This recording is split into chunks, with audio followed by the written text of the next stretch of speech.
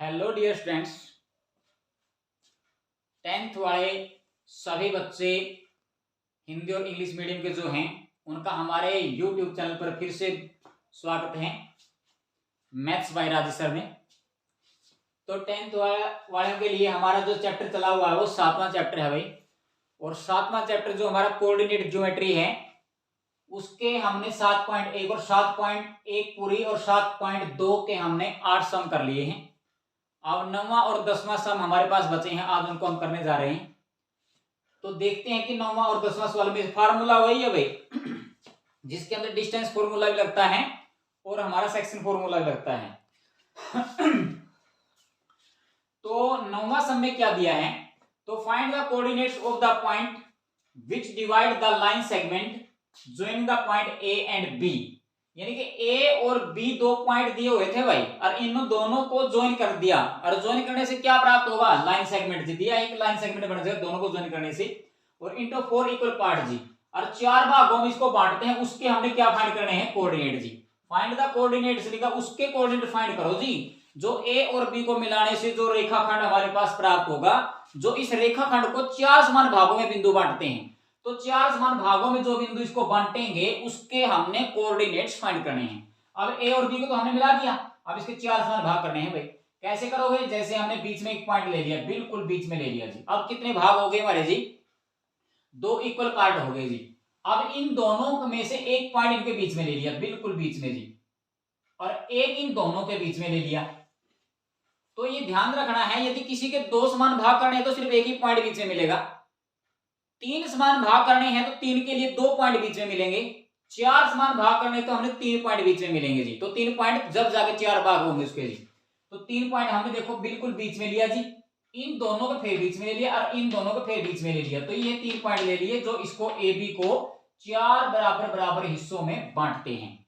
तो इनके हमने कोऑर्डिनेट फाइंड करने हैं। इनको बिंदुओं को हमने मान लिया, जैसे ये पी ले लिया, ये क्या ले लिया, क्यू ले लिया, और ये क्या ले लिया जी, आर ले।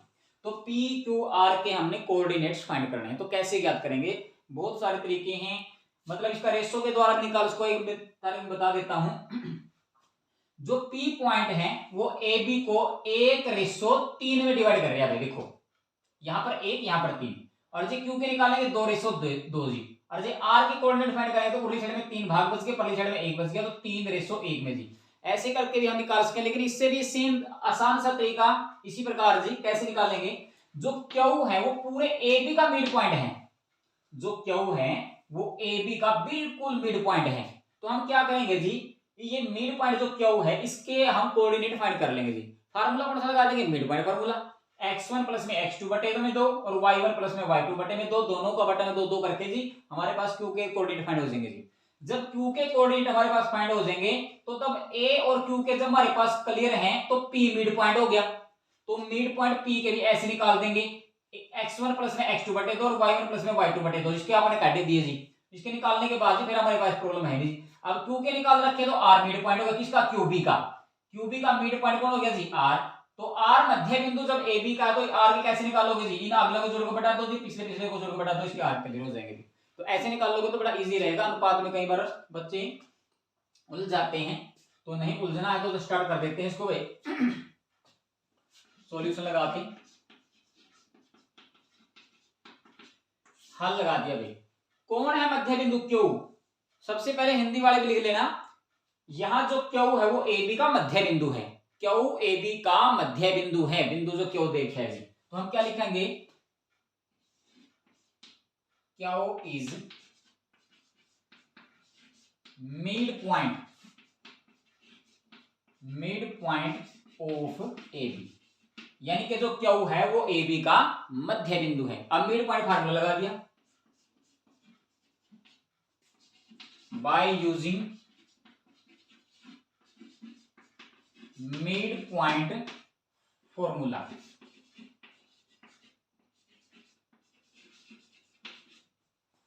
क्या लगा दिया भाई, मिड पॉइंट फॉर्मूला का यूज करके हमने क्यू के फाइंड हमने कर देने हैं जी, निर्देशांक जी। तो क्यू बराबर लगाएंगे, एक में फार्मूला लगा देना, x1 प्लस में x2 बाय में 2 और y1 प्लस में y2 बटे में 2 जी। तो ऐसे निकाल देना, क्यू पॉइंट सीधा डायरेक्ट निकालता है, ये x की वैल्यू होगी, ये y की वैल्यू होगी। जैसे ये x और y की वैल्यू, तो ये भी x और y की वैल्यू क्लियर होगी हमारे पास। अब x कितना है जी हमारा x1 जी माइनस का 2 है, और प्लस में क्या करना है जी 2 है, और y में क्या कर देना है जी 2। तो यहाँ पर जब पिछले जोड़ दे भाई, 2 में क्या जोड़ोगे, 2 में पिछला जोड़ दिया 8, और बटे में क्या कर दिया जी 2। कैसे निकालोगे, -2 और प्लस का 2 0 बन गया भाई, 0 बटा में 2, और यहाँ पर 8 और 2 जोड़ दिए, कितने बन गए जी 10, 10 का बटा में 2, और 0 को 2 से डिवाइड करोगे तो 0 आएगा, और इसने 2 का काटोगे तो 5 आएगा जी। तो ये निर्देशांक हमारे पास क्लियर हो गए जी। कौन से पॉइंट के आगे जी 0 और 5 जी, x की वैल्यू 0 आई और y की वैल्यू 5 आई है, ये q के हमारे कोऑर्डिनेट है वो क्लियर हो गए भाई। उसी प्रकार जब इसके कोऑर्डिनेट हमारे पास क्लियर हो गए, इसके निकल गए, तो अब तो हमारे पास इसके भी है इसके भी हैं, तो p हमारा मिड पॉइंट हो गया, फिर इसके निकाल दो इसी प्रकार जी, इसी प्रकार लगा देना जी, सिमिलर लिख दिया जी, या सीधे कर दिया। अब कौन है मिड पॉइंट जी, p is mid point of, किसका मिड पॉइंट है भाई ये p, AQ का, ऑफ AQ। तो AQ का मिड पॉइंट हो गया जी। तो AQ का जब मिड पॉइंट P है तो पॉइंट P, अब तो फार्मूला लगाने की जरूरत है दोबारा तो जी, इसलिए point P equal to, point P निकाल रहे हैं भाई हम, यानी कि कोऑर्डिनेट ऑफ पॉइंट P चाहे ऐसे लगा देना जी। तो x1 प्लस में x2 बटे, तो x1 मार देना है जी माइनस का 2, और माइनस का 2 में इसके आगे वाला क्या था, तो हमने अभी निकाल लिया 0 है जी वो, और y में कर दिया 2, और इसके आगे पीछे वाला क्या बच गया जी 2, और उसके पीछे वाला कितना है जी हमारे पास जी 5, और y में क्या कर दिया 2।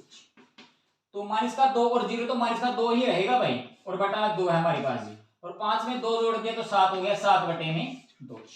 ये 2 पे डिवाइड करोगे तो कितना आ जाएगा हमारे पास जी माइनस का 1, और 7 को 2 पे डिवाइड 3.5 भी लगा सकता है, 7 बटे 2 ही लगा दिया, एक ही बात है भाई। ये हमारे किसके कोऑर्डिनेट फाइंड हो गया जी, P के कोऑर्डिनेट क्लियर हो गए जी।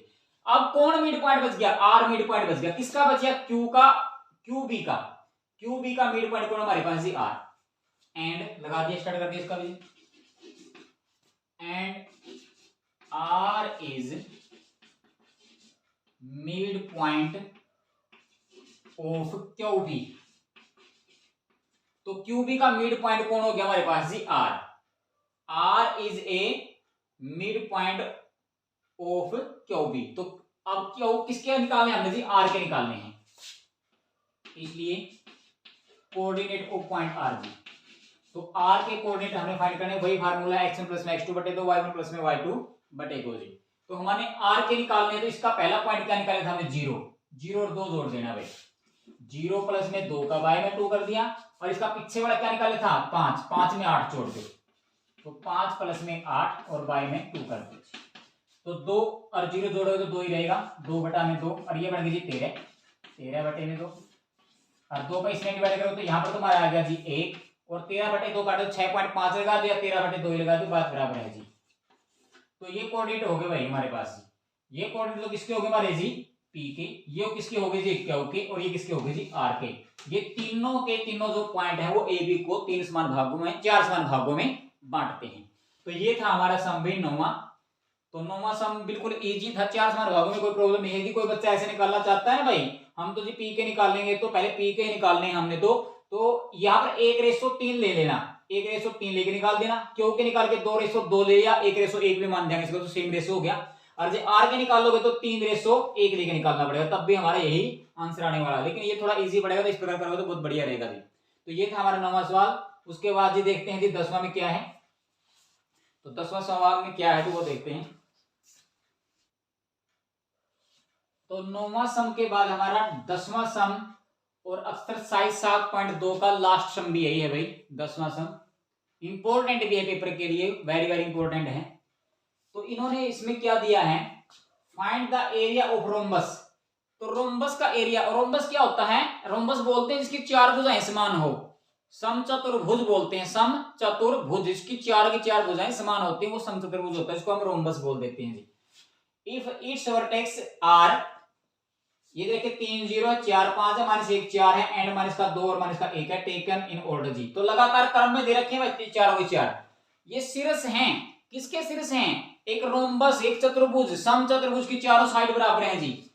तो चारों साइड जिसकी बराबर है ऐसा हमारे पास एक आकृति यानी कि चतुर्भुज दिया हुआ है, और उसके लगातार 4 के 4 क्या दिया जी वर्टेक्स, यानी कि शीर्ष दिए हुए हैं, एक शीर्ष ये हो गया, एक ये हो गया, एक ये हो गया, एक ये हो गया जी।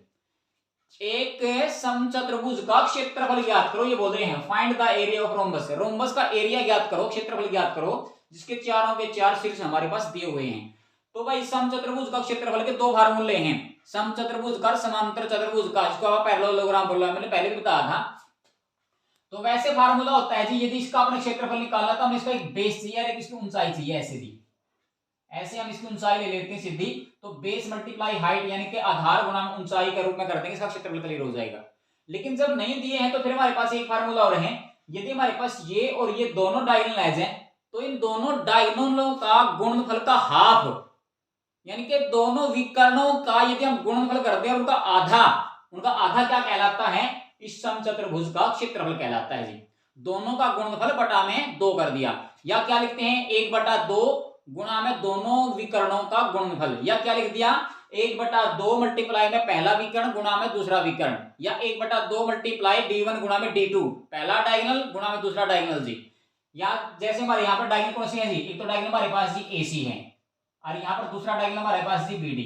ऐसे भी निकाल सकते हैं 1/2 मल्टीप्लाई में AC मल्टीप्लाई BD, दोनों डायगोनल मल्टीप्लाई में कर दिए तो मेरा एरिया क्लियर हो जाएगा जी। तो लेकिन AC और BD की लंबाई हमने ज्ञात करनी पड़ेगी, और किसी के दो बिंदुओं के बीच की जब दूरी हम ज्ञात करते हैं तो वहां पर फार्मूला यूज करते हैं डिस्टेंस फार्मूला। तो पहले तो डिस्टेंस फार्मूला का यूज करके AC और BD हमने ज्ञात करने हैं, जैसे हमने 7.1 में निकाले हैं जी। 7.1 में इस प्रकार आपने डायगोनल निकाले हैं जी, इसकी दूरी और इसकी दूरी दूरी सूत्र लगा के निकाल दिया और फिर इसका एरिया निकाल दिया जी। चलो स्टार्ट करते हैं।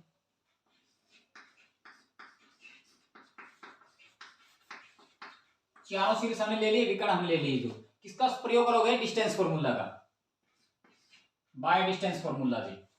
Bye distance formula, using by distance formula कैसे लगा देना,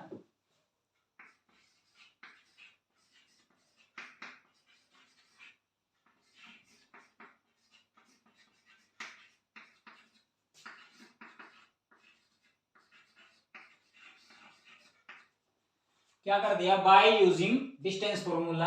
डिस्टेंस फार्मूला का यूज करते हुए हमने डायगोनल AC निकालना है जी। तो AC का भाई फार्मूला एक बार जरूर लगा दियो भाई, भूल गए होगे पिछला तो मेरे ख्याल में। तो x2 माइनस में x1 का होल स्क्वायर और प्लस में y2 माइनस में y1 का whole square all the square root कर देना। तो कैसे निकालोगे देखो ध्यान से, x2 उठाना है, AC लिखा है AC, तो x2 लिखने के लिए परला उठाना पहले जी, ये x1 है ये x2 है, तो माइनस का 1 ले लेना, और माइनस का 1 में से क्या माइनस कर देना है जी 3 और होल स्क्वायर लगा दिया, और प्लस में y2 पछला उठाना 4 और 4 में से 0 घटा दिया का होल स्क्वायर लगा देना, और सारे का क्या कर दिया जी हमने स्क्वायर रूट।